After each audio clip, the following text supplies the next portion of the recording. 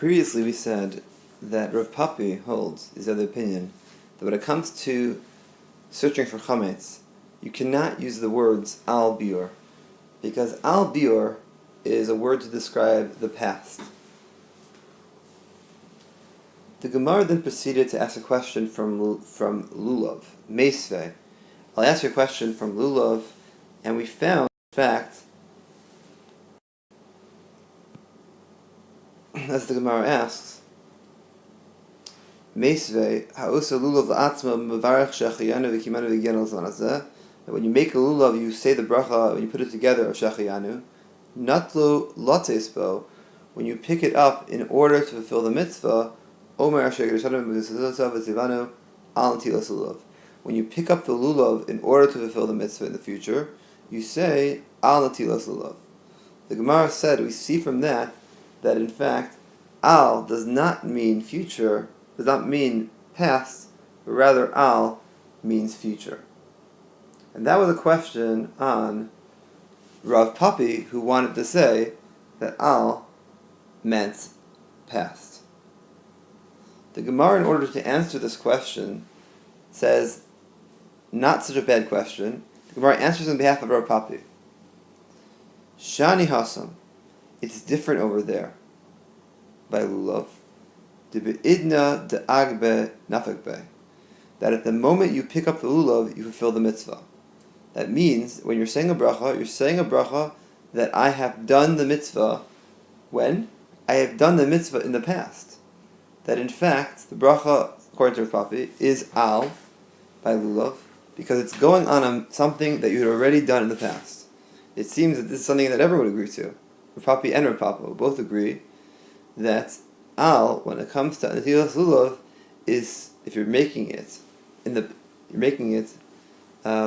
at least it seems, if you're making the bracha after you pick it up, that in fact seems to be you fulfill the mitzvah already, as the words of the Gemara reflect. Idna de agbe navikbe, when you picked it up, you fulfill the mitzvah. Yesterday in Shir we asked a question, this Gemara, from Tosafos. As an introduction to what you're about to do, please read the following paragraph on the top of the page. I'll read it to you as you read it along. There have been many times in your life when you have a Torah question but do not know an answer. Inevitably, you'll look to the internet and find recordings or texts that addresses the question. Will you be able to understand what you're learning? Try to listen to the following audio recording. Tosafos' topic is the bracha of lulav. He's responding to the statement of the Gemara, by picking up the lulav, you fulfill the mitzvah. Therefore, when you make it al netilas lulav, the mitzvah is fulfilled already. Listen carefully when learning Tosafos to see how you could answer the following 6 questions. What is bothering Tosafos? What is over l'siyasan? Who was the Ri? What answer does the Ri give to the question? When is this action required to be done? And finally, according to Tosafos, describe what actions are included in the mitzvah of lulav. As a point of introduction, we know that before we learn Torah, we always say Birchas HaTorah. Birchas HaTorah is located over here, which I'm sure you said this morning. And that's really true about all brachos. All brachos, they are said before the performance of the mitzvah, otherwise known as over l'siyasan. Tosafos, based on that point, asks a question. Tosafos asks, V'im Tomar, if you want to ask the following question. On the Gemara, Kevan de Nafak, since you've already fulfilled the mitzvah of lulav, Heich Yevarech, how can you make a bracha? V'halot tzarech levarech over l'siyasa, isn't it necessary to make a bracha before you do the mitzvah? So Tosafos is asking, isn't it necessary to say a bracha before you do the mitzvah? If the Gemara is right that you fulfill the mitzvah when you pick it up, well, guess what? That would mean that when this boy picks it up, before he ever says the bracha, he fulfilled the mitzvah.